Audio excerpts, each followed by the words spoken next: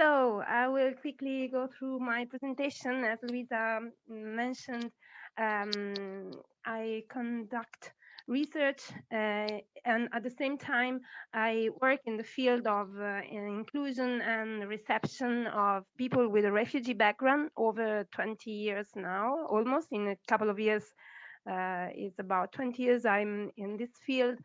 So today I would like to briefly introduce you to a progress of my previous research that has been updated over the last months, conducting some in-depth interviews with experts and refugees working nowadays after the pandemic era arrived.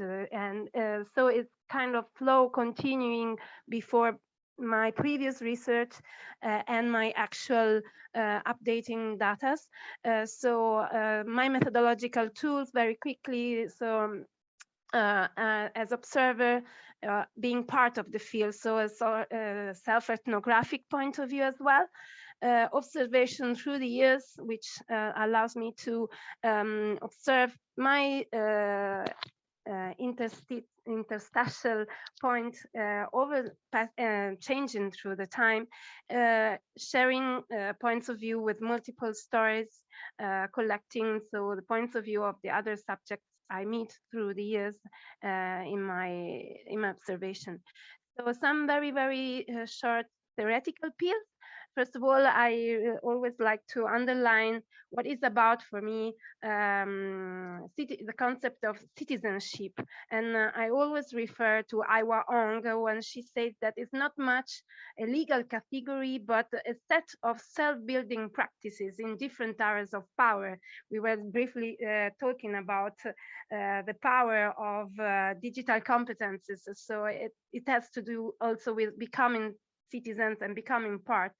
So when we talk about refugees or stateless people, I refer to people without full membership in national policies, and this has to do with having no institutional means to claim the inalienable human rights. So it's very important to emphasize, like Ising and Nielsen doing their work of 2014 publication, the agential part of this struggle in terms of having the right to claim our rights.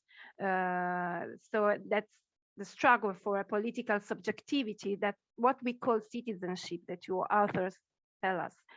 So this is a process of becoming citizen, process of citizenization, which is the progressive acquisition of institutional guaranteed rights and the feeling of being recognized, the proximity with the local society. So I also like to refer to the sense of belonging, being part of the local and the country of migration, of asylum, where I decide to spend part of my life. In this process of becoming citizens, what happens? That every time a person, in our case, a refugee with a person with a refugee background, can access fundamental rights as education and professional training. In this case, I emphasize the aspect of accessing education because it's also more related to the focus also of many other presentations of today. And how refugees access those acts and act those acts of citizenship. This is thanks to their agency, through which refugees promote resistance and counter strategies to overcome the vulnerable preconditions that their migration experience, so pre-migration, migration flow, and post-migration also exposed to vulnerabilities, as we all know. And they can play their own serious games, like Artner says, so turning their projects into reality. But what is about to live and learn in reception project before the pandemic era? I just give you some very short pictures of voices I could listen to and learn to while doing some in-depth interviews. This is with Ali, Of course, there are fake names. He's a young refugee living in Italy. He's now a cooker. This is interesting because we did our interview. That was my first video interview because we were in the lockdown. So it is about March 2020. He said that as soon as he arrived in Italy, everybody asked him, "What do you want to do?" And he said, "I want to study." So the people of the reception system helped him, and he always described in his interview how positive this experience was for him. In my research, what comes out is that heterogeneity that also the colleagues from Turing underlined about the Italian background, not only accessing education, but this has to do also a lot with accessing the right of asylum. In fact, for example, it was not the same process for another person I could interview. His name is Joseph. He said that after 6 months, he was only attending the school inside the camp and could not access public schools. So he did it by himself, and it was thanks to the public school teachers that he understood how much good his Italian was, and this led him to get his diploma. This is very quickly to underline that the Italian refugee system is strongly based on heterogeneity, emergentiality, fragility, and myopia. So receiving refugees is considered an emergency, a crisis.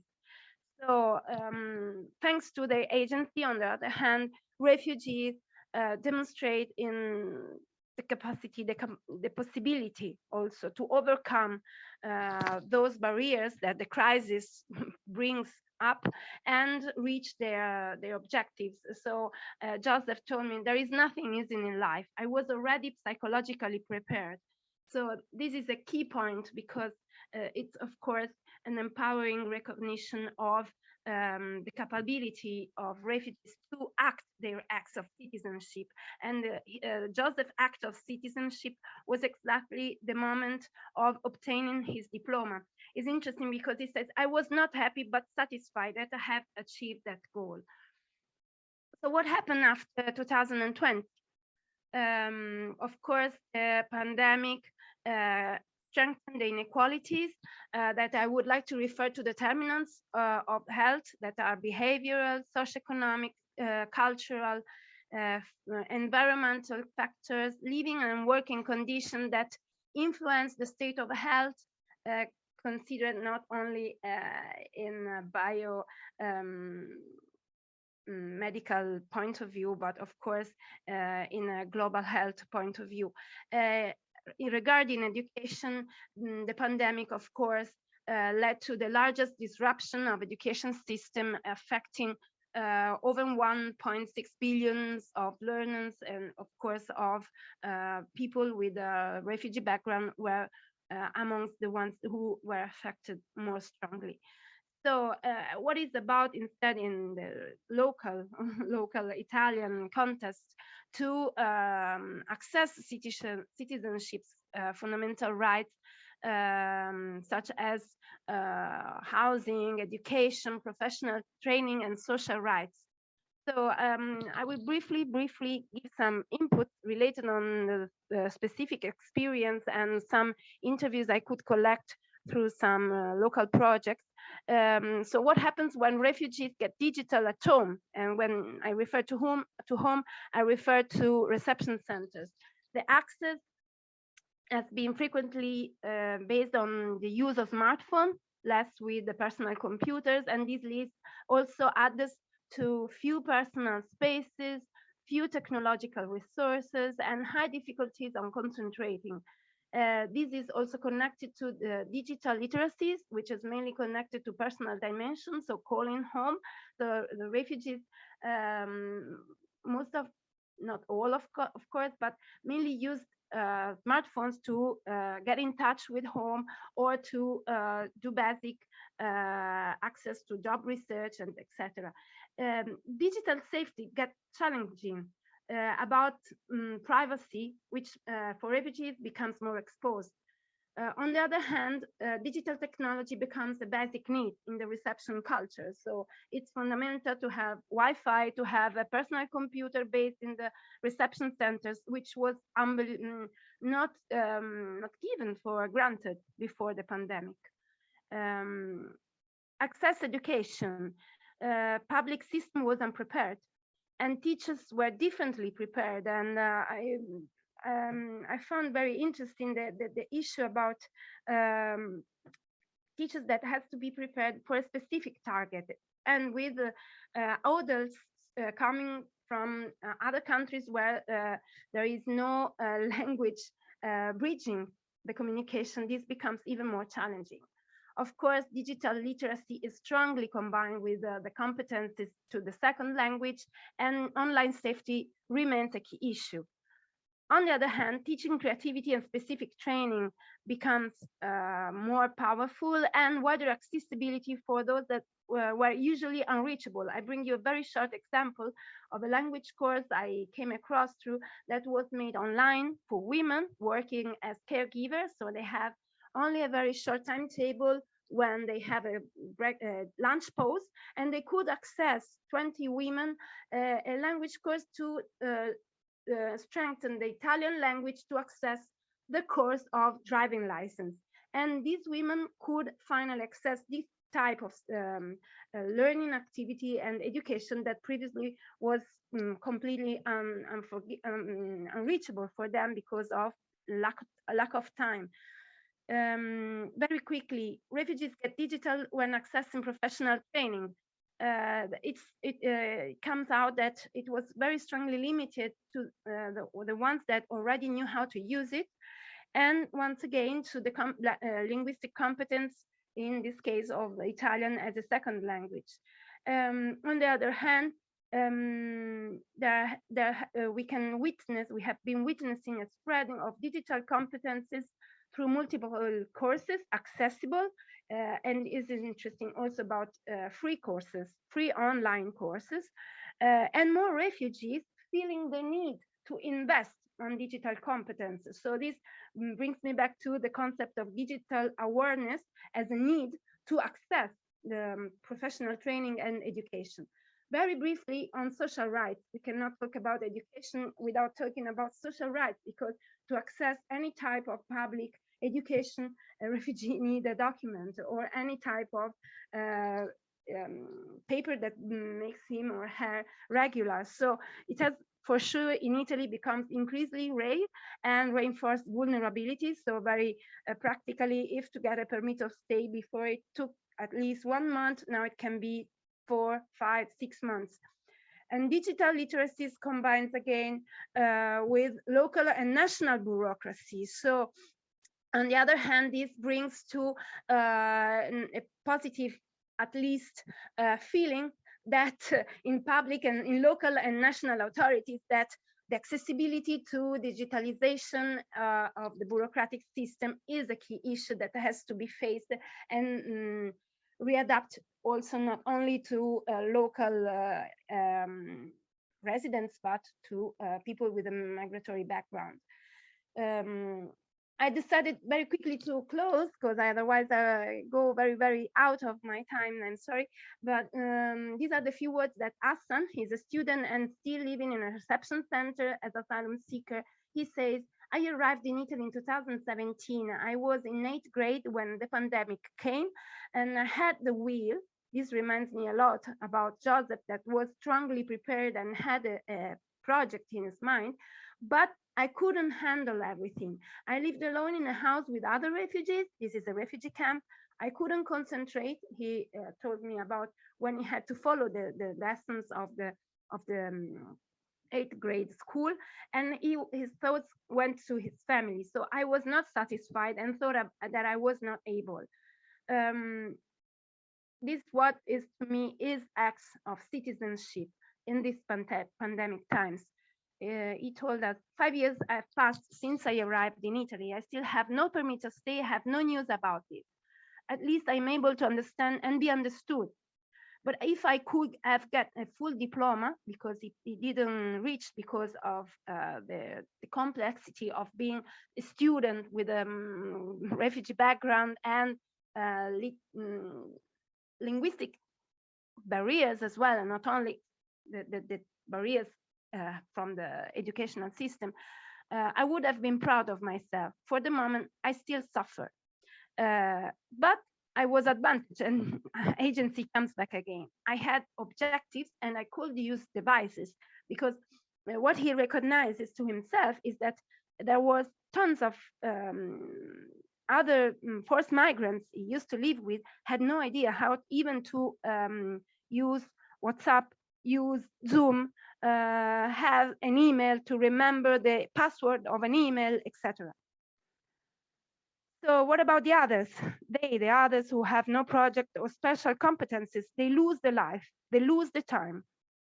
And if they lose the life, Italy lose the youngs. These are his very clear words. And these words brought me back to another interview that I did some times ago. It was with another young guy from the corner of Africa. I said, the problem in Italy, I have seen many people stay in Italy 20, 11 years, still haven't become Italian citizens. Unfortunately, I took my first fingerprint here in Italy, and I've seen many people who have been for years and they lost their time in Italy. So this feeling of losing time. And the interesting thing is that this interview was of 10 years ago, exactly 10 years ago. So no pandemic, no no specific health crisis, but a normal migration crisis period. So going to some conclusion, so if on the one hand, from many researchers and my confirm, Italian reception system promote fragmentation and vulnerability. Also, refugees' access to citizenship's rights as education are at risk of being fragmented and strongly influenced by causality, consciousness, and agency. At this time, what I could briefly see, because this is really the beginning of let's say, an updating of my small research, is that agency and the acts of citizenship changed from being fundamental to empower the narratives of forced migration to surviving strategies, to endure and cope with the vulnerable preconditions that with COVID have been exacerbated. So the coming research questions may be how refugees agency developed over the pandemic period, which are the fundamental elements to empower refugees becoming citizens, dealing with pandemic limitations on one side and expansions of possibilities on the other side, and how refugees redefine their access into education in this hybrid era of being in place, on site or online, and which are the facilitations that facilitators put in practice. And with facilitators, I don't mean only teachers who teach second language, but in general, social workers, public figures that will have to deal with on-site and online dimension of dialogue. So this was it. Thank you so much. Thank you, Virginia, very much.